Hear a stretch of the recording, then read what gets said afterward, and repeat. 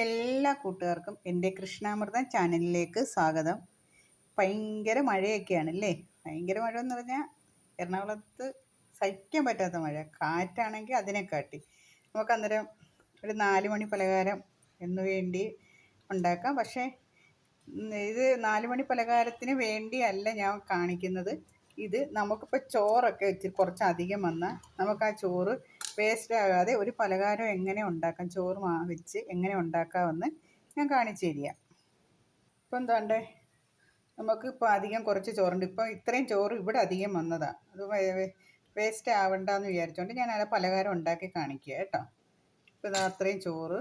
പിന്നെ അതിന് വേണ്ടി ശർക്കരയല്ല ഞാൻ എടുത്തേക്കുന്നത്, കരിപ്പോട്ടിയാണ്. കരിപ്പോട്ടി ഉരുക്കി വെച്ചേക്കുകയാണ്. പിന്നെ അതിൻ്റെ കൂടെ ചേർക്കാൻ 1/2 ഗ്ലാസ് റവ എടുത്തിട്ടുണ്ട്. 1 ഗ്ലാസ് ചോറ് എടുക്കുകയാണെങ്കിൽ 1/2 ഗ്ലാസ് റവ എടുക്കണം. പിന്നെ അതിനകത്ത് ഏലക്ക ഉണ്ടെങ്കിൽ ഇടാം, ഇല്ലെങ്കിൽ കുഴപ്പമില്ല. അതിന് ഏറ്റവും നല്ല ടേസ്റ്റ് ജീരകമാണ്, ചെറിയ ജീരകം. പിന്നെ വേണ്ടുന്നതെന്ന് പറഞ്ഞാൽ കശുവണ്ടി ചെറുതായിട്ട് ആക്കിയത്. അത് ഇങ്ങനെ തന്നെ ഞാൻ വാങ്ങിച്ചതാണ്, അതുകൊണ്ട് ഇത് ഞാൻ എടുത്ത്. ഉണ്ടെങ്കിൽ ഇടാം, ഇല്ലെങ്കിലും കുഴപ്പമില്ല. ഉള്ളവർ പിന്നെ പൊരിക്കടലയോ കപ്പലണ്ടിയോ എന്ത് വേണമെങ്കിലും ഇടാം, ഉണ്ടെങ്കിൽ ഇട്ടാൽ മതി. പിന്നെ ആവശ്യത്തിനുള്ള ഉപ്പ്.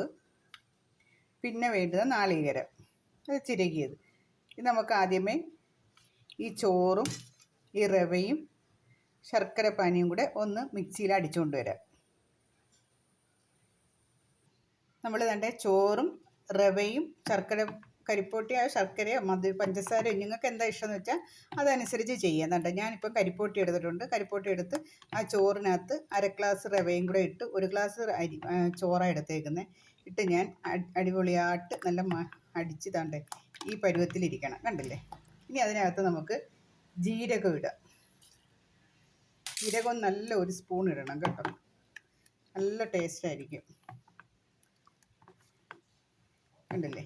ഇതിനകത്ത് ഇനി നമുക്ക് കുറച്ച് തേങ്ങ ഇടാം. കുറച്ച് തേങ്ങ ഇടാവും. കുറച്ച് തേങ്ങ ഇട്ട്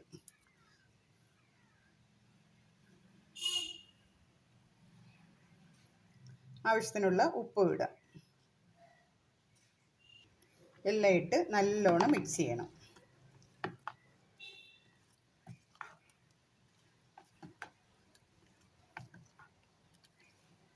നല്ലൊരു പലഹാരമാണ് കേട്ടോ, എല്ലാവരും ഉണ്ടാക്കി നോക്കണം. ചോറൊക്കെ അധികം ഇരുന്നാൽ എടുത്ത് ദൂരെ കളയുകയൊന്നും ചെയ്യരുത്. ഇത് കണക്ക് ഇച്ചിരി റവയും കൂടെ ഇട്ട് അടിച്ച് നല്ല കിഡിലിന് ഒരു പലഹാരം ഉണ്ടാക്കി 4 മണിക്കോ രാവിലെയോ എപ്പോഴാണോ ഇത് ഉണ്ടാക്കി ഫ്രിഡ്ജിൽ കട്ട് ചെയ്ത് വെച്ചിരുന്ന ആവശ്യാനുസരണം എടുത്ത് കഴിക്കുകയും ചെയ്യാം കേട്ടോ. നല്ല ടേസ്റ്റാണ്. ഇനി നമുക്കിത് ഒന്ന് ചൂടാക്കാം.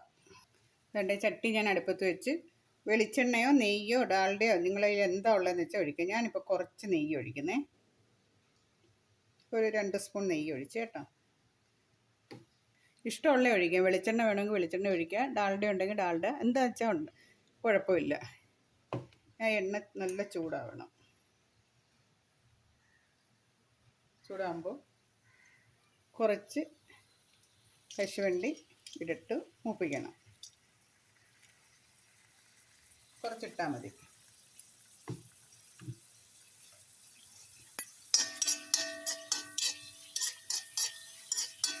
ഇതിങ്ങനെ നല്ല മൂത്ത് വരുമ്പോൾ നമുക്ക് ഈ അരച്ച് വെച്ചേക്കുന്ന ചോറും റവയും ശർക്കരപ്പാനിയും തേങ്ങയൊക്കെ എല്ലാം കൂടെ ഇതിനകത്തോട്ട് മിക്സ് ചെയ്യണം. കണ്ടില്ലേ എന്ത് എളുപ്പമെന്ന് പറയുന്നത്, നല്ല ടേസ്റ്റാണ് കഴിക്കാൻ. ഞാൻ ഉണ്ടാക്കി കഴിച്ചു, അതിന് ശേഷമാണ് ഞാനിത് ഉണ്ടാക്കുന്നത് കേട്ടോ. ഇത് കൈവിടാതെ ഇനി ഇളക്കിക്കൊണ്ടിരിക്കണം, നല്ല കട്ടിയാവും. ചോറ് വെച്ച് മാത്രമേ, ചോറ് ഒരു 1/2 ഗ്ലാസ് റവയും വെച്ചുണ്ടാക്കുന്ന ഒരു പലഹാരമാണ് കേട്ടോ. നല്ല ടേസ്റ്റാണ് കഴിക്കാൻ.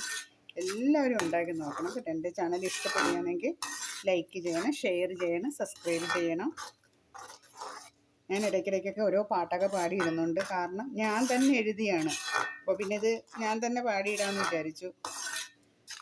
മുരളിച്ചേട്ടൻ്റെ അടുത്ത് ചോദിക്കുമ്പോൾ മുരളിച്ചേട്ടൻ പറയും പാടിയിട്ടോളാൻ പറയും. ആ ഒരു ധൈര്യത്തിന് ഞാൻ പാടിയിടുന്നത്. എൻ്റെ പാടാനൊന്നും എനിക്കറിയത്തില്ല, കുറച്ച് എഴുതാനറിയാം, അത്ര മാത്രം. കുറച്ച് പാട്ട് യൂട്യൂബിലൊക്കെ വന്നിട്ടുണ്ട്. പിന്നെ ഞാൻ തന്നെ കുറച്ച് വെറുതെ ഇരിക്കുമ്പോൾ വീണ്ടും വീണ്ടും എഴുതിക്കൊണ്ടിരിക്കുമ്പോൾ അത് റിലീസ് ചെയ്യാത്തത് കൊണ്ട് സങ്കടം തോന്നി ഞാൻ തന്നെ പാടിക്കൊണ്ടിരിക്കുക. എല്ലാവർക്കും അത് ഇഷ്ടപ്പെട്ടെന്ന് വരുന്നില്ല, കേൾക്കുമ്പോൾ സുഖം തോന്നത്തില്ല. എന്നാലും ഞാൻ പാടിയിടും. അത് എൻ്റെ ഇഷ്ടം പോലെ ഞാൻ ചെയ്യുകയാണ്. ഇഷ്ടമുണ്ടെങ്കിൽ അതൊന്ന് കേൾക്കുക കേട്ടോ. നമുക്കൊന്ന് കുറുക്കിയെടുക്കാം. അപ്പം അധികം ചോറ് ഇരുന്നാൽ മാത്രമല്ല, നമുക്ക് ചോറ് വെച്ച് ഇങ്ങനെ ഉണ്ടാക്കാമെന്ന് ഞാൻ കാണിച്ചത്. ചോറ് അധികം ഇരുന്നാലും ഇതിന് നല്ലൊരു പലഹാരം ഉണ്ടാക്കിയെടുക്കാൻ കണ്ടില്ലേ. ഇത് കണക്ക് നല്ല വിട്ട് വരും ചട്ടിയിൽ നിന്ന്. ഇത് കണക്ക് നല്ല ഉരുണ്ട് വരും കണ്ട. നല്ല ടേസ്റ്റാണ് കഴിക്കാൻ കേട്ടോ.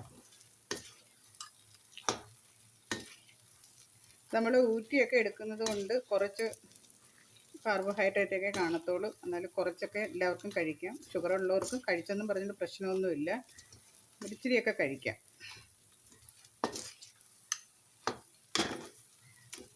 ഷുഗർ ഉണ്ടെന്ന് പറഞ്ഞ് എപ്പോഴും അങ്ങ് മധുരം വാരി കഴിക്കാതിരുന്നാൽ മാത്രം മതി. ഒരു നേരത്തെ ഇച്ചിരിയൊക്കെ ഒന്ന് കഴിച്ചെന്ന് ടേസ്റ്റ് നോക്കുന്നതിന് യാതൊരു പ്രശ്നവുമില്ല.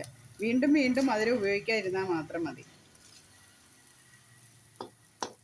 കൺട്രോൾ ചെയ്യണം. നമുക്ക് ഇച്ചിരി നെയ്യും കൂടെ ഒഴിച്ചു കൊടുക്കാം. നേരത്തെ നെയ്യ് ഒഴിച്ചായിരുന്നു, ഒരു തുള്ളിയും കൂടെ നെയ്യ് ഒഴിച്ചു കൊടുത്ത്.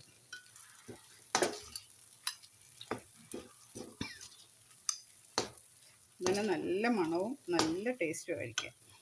ഒരു പ്ലേറ്റിനകത്തോട്ട് നെയ്യ് പുരട്ടിയിട്ട് കുറച്ച് അണ്ടിപ്പരിപ്പും കുറച്ച് തേങ്ങയും ഇങ്ങനെ വിതറിയിട്ടുണ്ട് കണ്ടില്ലേ. ഇതിനകത്തോട്ട് നമുക്ക് ഈ വേവിച്ച് വെച്ച പലഹാരം എടുത്തില്ലാത്ത തട്ടാം.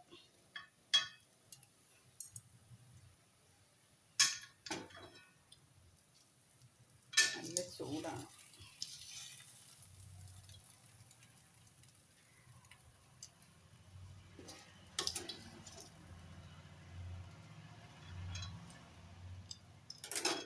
ഉണ്ടല്ലേ.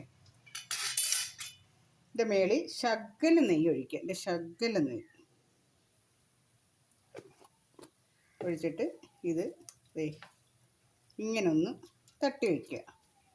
നമ്മൾ ഇഷ്ടത്തിനനുസരിച്ച് പരത്തി വയ്ക്കുക. കണ്ടില്ലേ.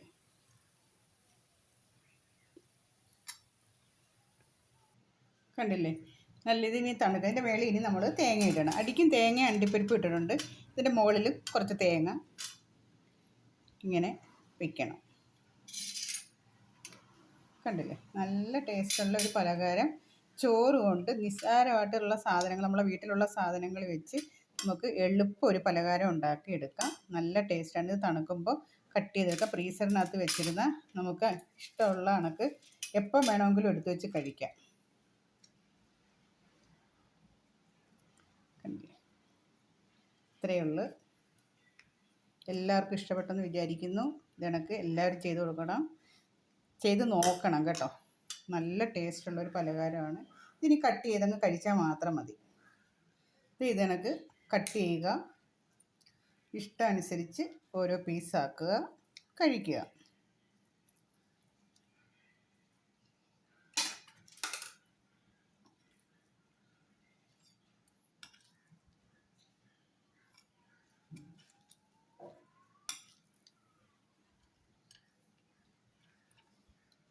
കണ്ടില്ലേ, ഇതേപോലെ എല്ലാം ഇതിനകത്ത്